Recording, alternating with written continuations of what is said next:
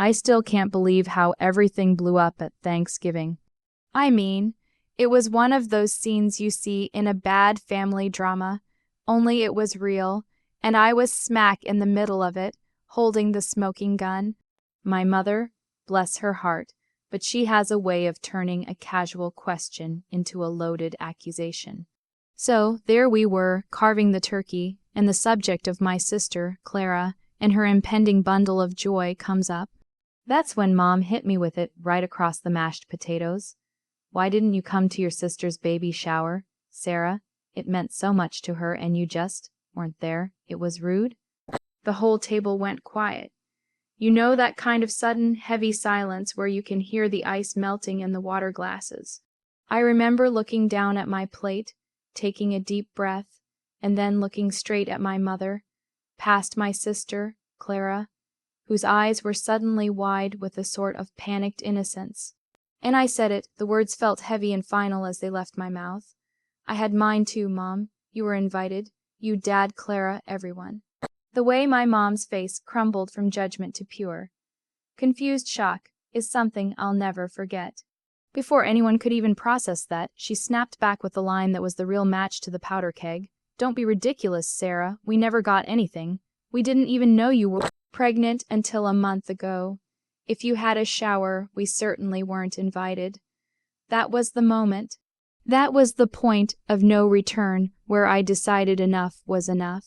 Everything that happened next, all the screaming, the tears, the realization that tore our family apart right there over the holiday meal, was inevitable. Was I wrong to hold on to that information for so long? Was I wrong to drop that bombshell and ruin everyone's perfect holiday dinner? Tell me honestly if you would have done the same thing, or if you would have just kept your mouth shut and let the lie stand. Now, to understand why that Thanksgiving blew up the way it did, you have to go back almost 2 years, to when I first got married to my husband, David. David and I, we're not flashy people. We're quiet, we're private, and we like to keep our big life events just between us. My older sister, Clara, however, is the opposite. Clara is the golden child. She's the center of every conversation, the star of every event, and frankly, my parents are completely wrapped around her little finger. I learned a long time ago that if I wanted anything to be about me, I had to be extremely selective about who I told and how I celebrated it. Our wedding, small, intimate, destination wedding with only our closest friends. My parents and Clara were furious.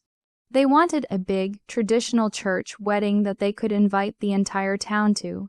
And when I refused, they were cold to us for months. That set the stage for everything else. When I found out I was pregnant, about 1.5 years after the wedding, I was ecstatic. David was ecstatic. And we decided we wanted to keep the news quiet for as long as possible. We'd seen how Clara handled her pregnancies. She's had 2 kids already, and each time it was a month-long, public, social, media, documented spectacle. Announcements, gender reveals, professional photo shoots, and the baby shower that was less a shower and more a full-blown wedding reception, complete with a professional DJ and a 3-tier cake. I wanted none of that. I craved peace and quiet, and honestly, I dreaded the performative enthusiasm I knew I would get from my family, especially Clara, who always found a way to make any event about her or to subtly one-up me. So David and I had our baby shower, just like I told Mom. It was a beautiful, small gathering on a sunny Saturday afternoon, about 6 weeks before my due date, hosted by my very best friend, Emily. We had maybe 20 people there. My close friends, David's family, and a few colleagues. It was calm, filled with love, and exactly what I wanted. But here's the kicker, the part that set the foundation for the Thanksgiving explosion. I did, in fact, send formal invitations to my mother, my father, and Clara. I used the same beautiful, embossed cards I used for the wedding invites, and I put them in the mail myself 3 weeks before the shower. Now, I wasn't naive. I knew there was a high chance they wouldn't come. My mom and Clara would probably find some reason to be too busy or to claim the date didn't work, which is why I didn't send out an official public announcement. I didn't want the drama of them publicly declining, or worse, agreeing to come and then complaining the whole time. The invitation was my offering, my way of saying, you are included in my life, without giving them the power to ruin the event itself. I expected them to RSVP no, or maybe not respond at all. But what I absolutely did not expect was what Clara did. The day of my shower came and went without a word from my family. No call, no text, no email, and certainly no RSVP. It stung, of course, but David's family was so loving, and Emily was such a great hostess that I was able to push the disappointment aside. A few days later, I was back to work, and the day after that, my baby boy, Leo, was born. He was early, completely healthy, and he was the most perfect thing I had ever seen. My parents were notified, of course. My mom immediately sent a text, so glad everything is fine. Send pictures. That was the extent of the excitement. No visit to the hospital, no call, nothing. This was about a year and a half ago, and since then, David and I have been focused entirely on our beautiful son. We still see my parents occasionally for big holidays, and they acknowledge Leo, but it's always been a weird, strained relationship because they truly missed the entire pregnancy and birth process. Something I felt they chose to do. Fast forward to about 6 months ago. Clara makes her big announcement. She's pregnant with her third child. And this time, it was clear that every event had to be bigger and better than the last. The announcement was a huge party. The gender reveal was a massive display that shut down a local park for half an hour.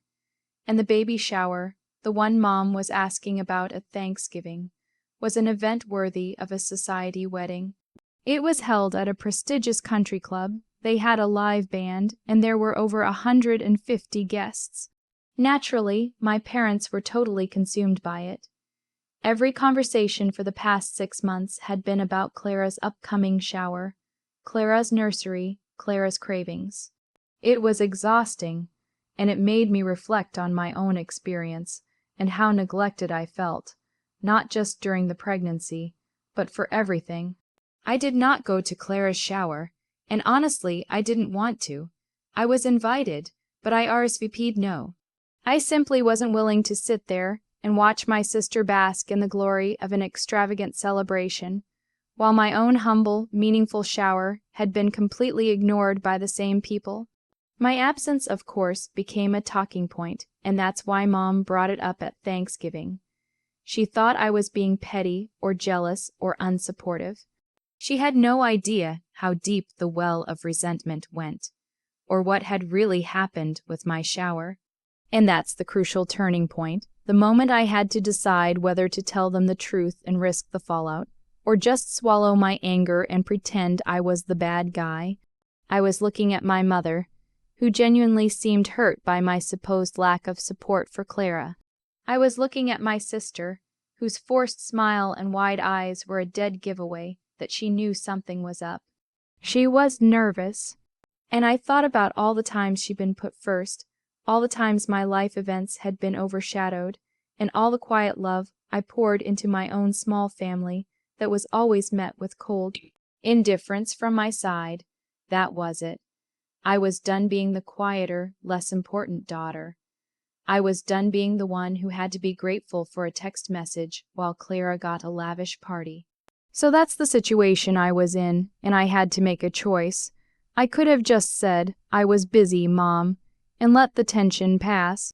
But the lie of we never got anything was just too much to take.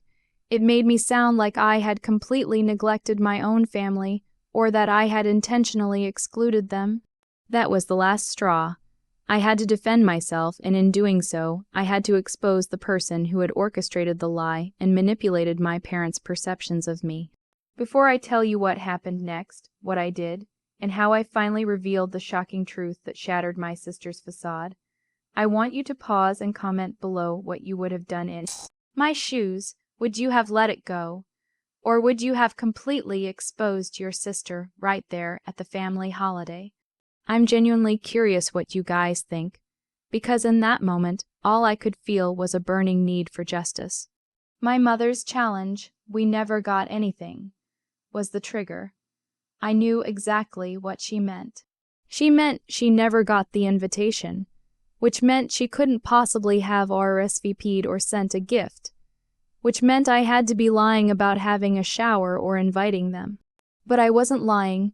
I had proof, and I had kept it safe for over 1.5 years, knowing, in the back of my mind, that a moment like this might arrive.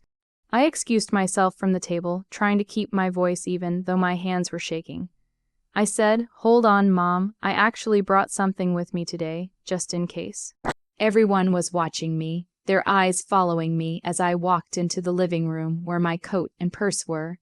I pulled out a plain manila envelope that I had purposefully packed and placed in my bag that morning.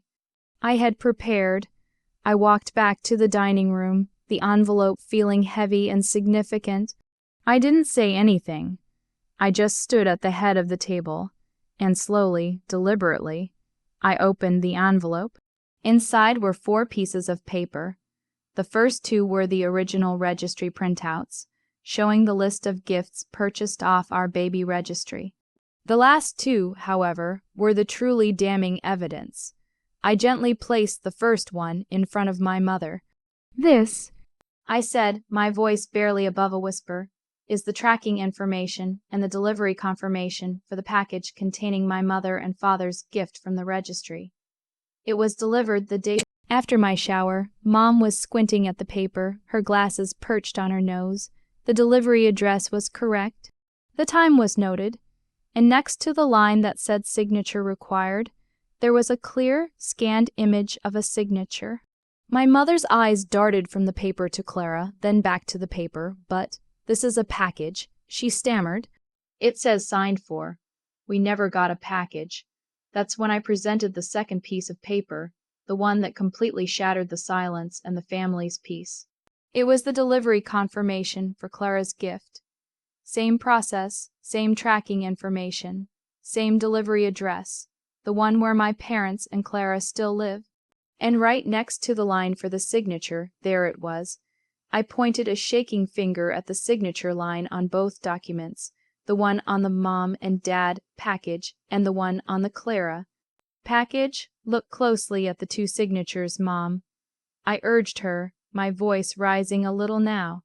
They were delivered on the same day, to the same address at the same time, and every single signature, Mom, every single one for all the registry packages that were sent to your house, matches. "Every signature," I repeated, looking directly at Clara, who was now deathly pale, a single tear tracing a path through her perfect makeup. Every signature matched. My sister's. The gasp that went around the table was audible. My father, who had been quiet until now, slammed his hand down on the table. "Clara, what is she talking about?" Clara didn't look at him. She didn't look at Mom. She just stared at me with pure, undiluted hatred. I continued, the floodgates of my resentment finally opening. "She didn't just receive her own invitation and gift, Mom. She signed for yours, Dad's, and mine. She intercepted all the packages. She took the gifts you all sent, and she never said a word about them. That's why you never got anything. She hid the evidence, and she allowed you to believe that I was lying about my shower, that I was purposefully excluding you, because she couldn't stand the idea of me having anything that didn't involve her being the center of attention." The confrontation was immediate and brutal. My father started yelling at Clara, demanding an explanation. My mother was openly weeping, looking between the 2 delivery confirmations, realizing that her golden child had been deceiving her for over a year. Clara finally snapped. She stood up, knocking her chair over, and screamed at me across the table. "You snake, you planned this. You brought those papers to ruin my day. It was a small shower. Nobody cares about your small, little shower. I deserve the attention. I'm the one who had the real party." Her words, full of venom and envy, confirmed every single suspicion I had ever harbored about her.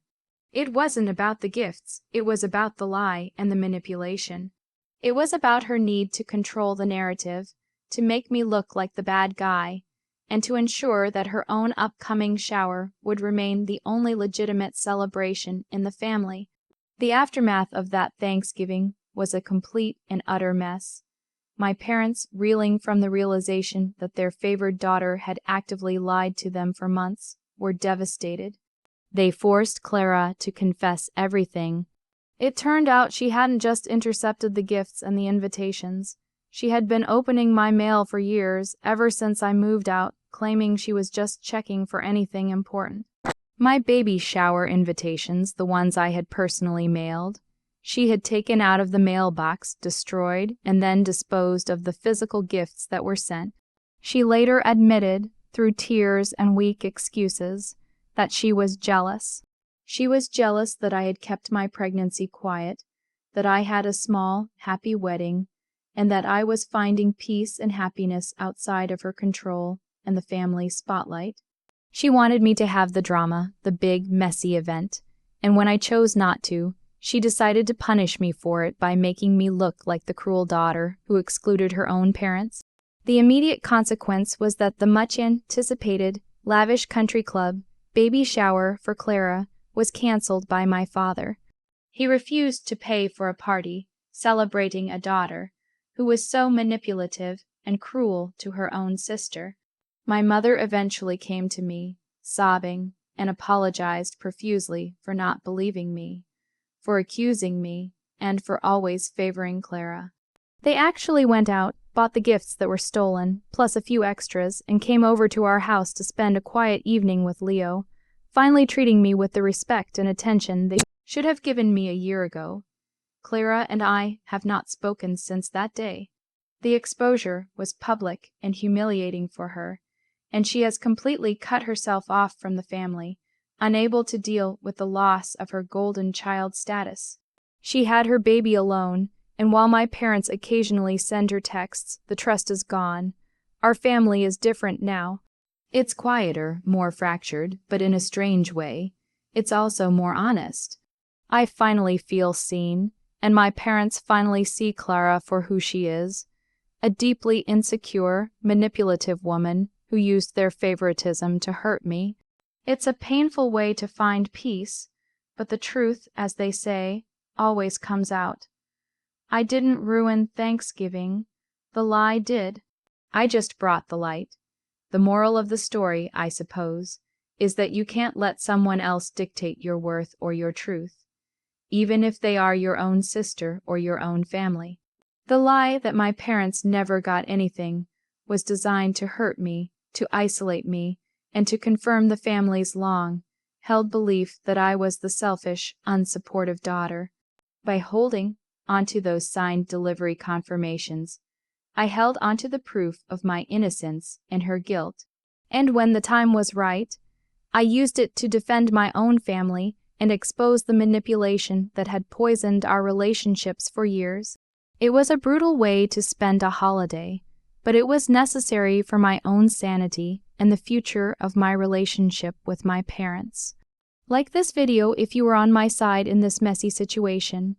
Subscribe for more stories like this where the truth finally comes out, no matter how much it hurts. And please, share your final thoughts on this whole mess in the comments section. Did my parents get what they deserved for favoring her? Did I go too far by exposing her at Thanksgiving? I'll see you all in the next story.